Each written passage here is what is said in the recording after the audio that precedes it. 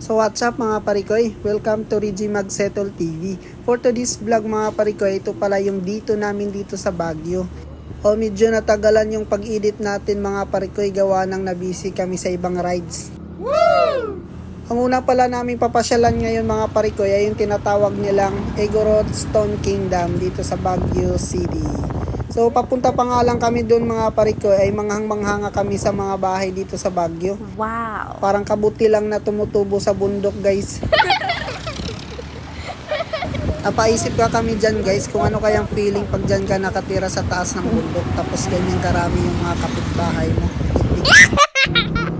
So after ilang minutes namin pagbiyahe mga parikoy, nandito na nga kami sa Igorot Stone Kingdom. Wow!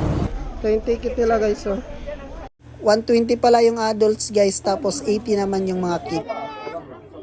Kung may dala naman kayo guys, gaya ng helmet, yan, pwede nyong iwan dito kay madam sa ticket check. Yan. Diba ang ganda ng ngiti ni madam? Shoutout sa'yo ma'am.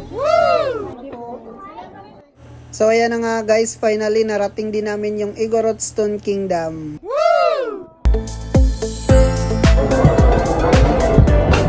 Hey! Dito na kami. May aso aliyo sa ako. So ayan na nga guys, finally nasa loob na kami ng Igorot Stone Kingdom. Wow! So dito mga parikoy, may sumasayaw din pala ng traditional dance ng mga kapatid nating Igorot. Ang galing nila mga parikoy.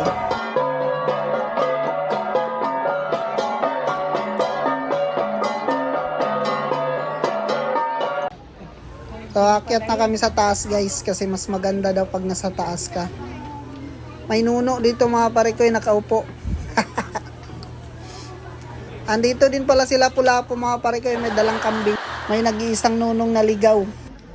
At syempre hindi nawawala yung selfie natin.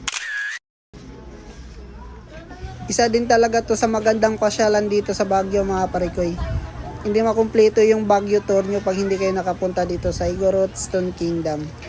Ang ganda din talaga ng lugar na to mga parikoy. Oh, may kainan pala dito guys. Oh. Yan. Itong part pala na to guys ay dito pala yung may sumisigaw na hip hip hooray! Thank you! Yan, sisigaw din sana ako dyan guys. Kaya lang baka hampasin ako ng nono. Kaya wag na lang. Nag-video na lang ako dyan guys. Dito yan siya nun eh. Naman kami dito sa kabilang part guys ng Igorot Stone Kingdom.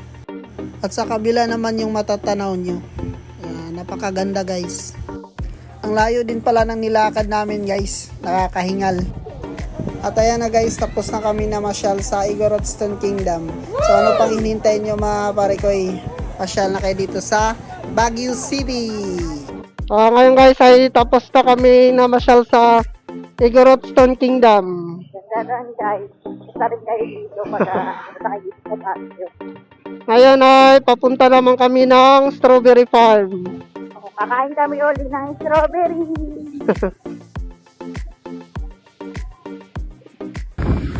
After ilang minutes namin pagbiyahe guys, narating na namin yung Strawberry Farm. Ayan. Natatanaw ko na yung mga farm nila. So, let's go guys. Pasok na tayo. Tanong ako eh. Ano na marami sila na nabili? Diretso lang ha.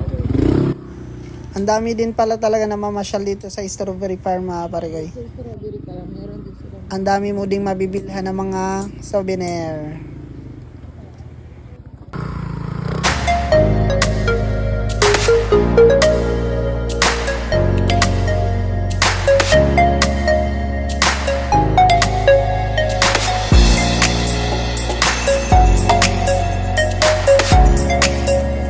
After nga namin mag-park guys, ay ito na, papasok na kami dito sa Strawberry Farm. Wow!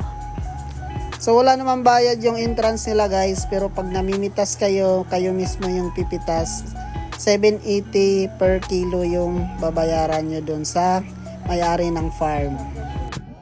So may guide pala guys pag pupunta kayo dito sa mismong farm. Kasi hindi daw lahat ng may-ari ng farm ay nagpapapitas ng mga turista. Kaya may guide tayo kung saan tayo pwedeng mamitas. So ayan na nga guys, pumasok na kami sa farm kung saan kami tinuro ni ate na pwedeng mamitas ng strawberry. Binigyan na nga kami ni ate dyan ng basket guys. So yung isang basket pala guys, pag napuno, equivalent na ng 1 kilo.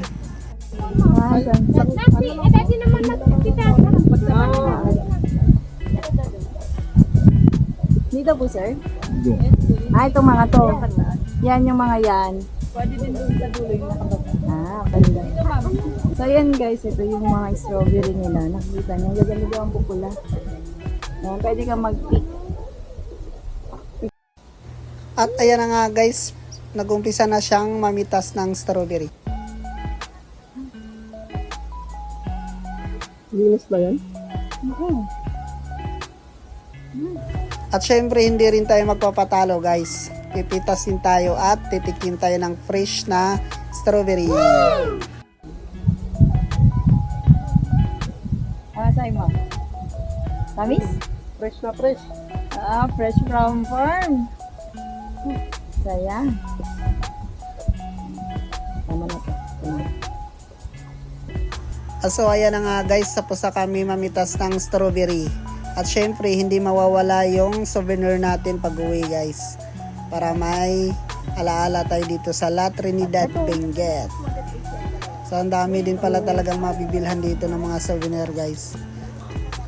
At syempre hindi mawawala yung sando natin. Yan lang naman lagi yung binibili natin.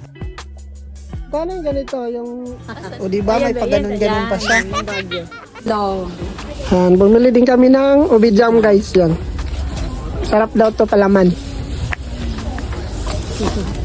Jam, subijam, yan. Sige pa kayo, madam. Strawberry. Ito, bili tayo ng kape. Benguet. Benguet blend. Masarap siya. Mahilig tayo sa kape. Sasaula. Pero sa lahat ng souvenir nila guys, dito talaga ako namangha sa snake wine nila.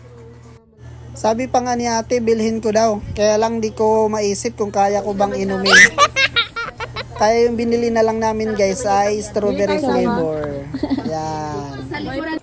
At syempre, palamig muna tayo guys. Strawberry. Guys, sikman natin yung strawberry na ice cream. Sige nga. Hindi kompleto yung strawberry farm nyo kung hindi nyo matikpan tong ice cream nila. Sa akin ang Goodbye, strawberry farm! Yung ticket mo? Punta naman kami ngayon sa Colorful House. Then, diretso na kami sa Inarangan.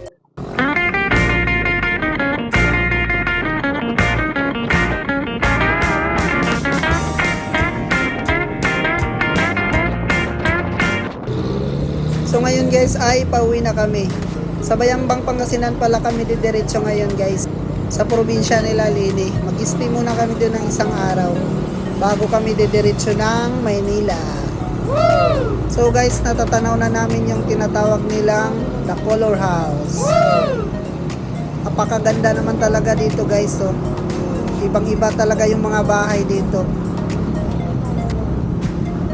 So hindi kami magtatagal dito guys, pipicture lang kami tapos aalis na rin kaagad.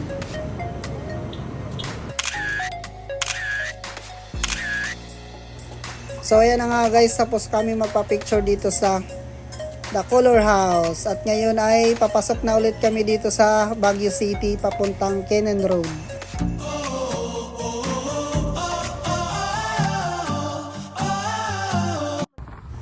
So after namin bumiyahe ng 30 minutes guys ay nandito na ulit kami sa Kenan Road. Pababa naman kami ngayon guys.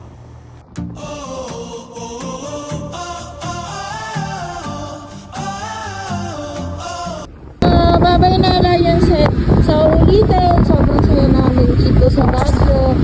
And sobrang natuwa ako sa laki-laki ng ulo mo. Ayun, dahil nagkaka-picture guys. Kasi yun yung parang sign na nandito kami sa Baguio, di ba?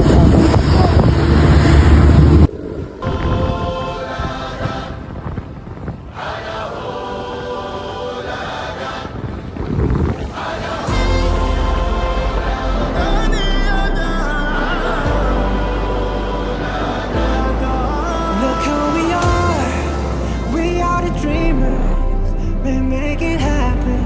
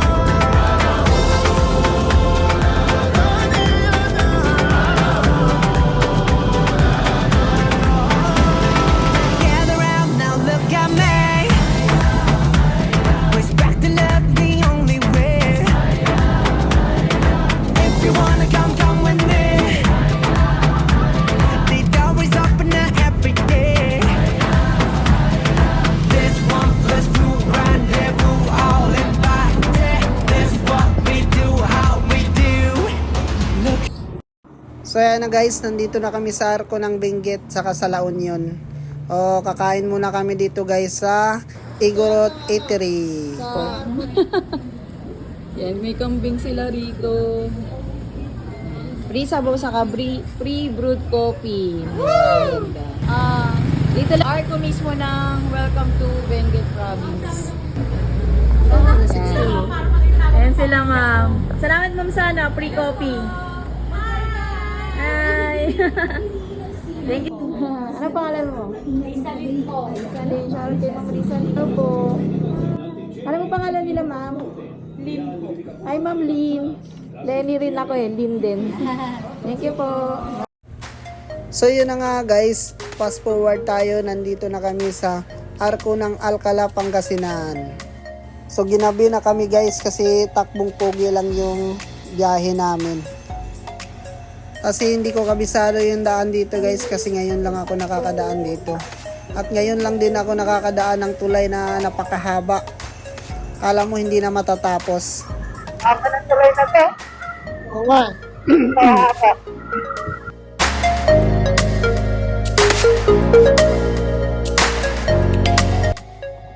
So yan na guys, after 40 minutes naming biyahe simula Alcala ay nandito na kami sa Inirangan, Pangasinan. So hanggang dito na lang yung ating video mga parekoy. Maraming salamat pala sa solid supporters namin dyan.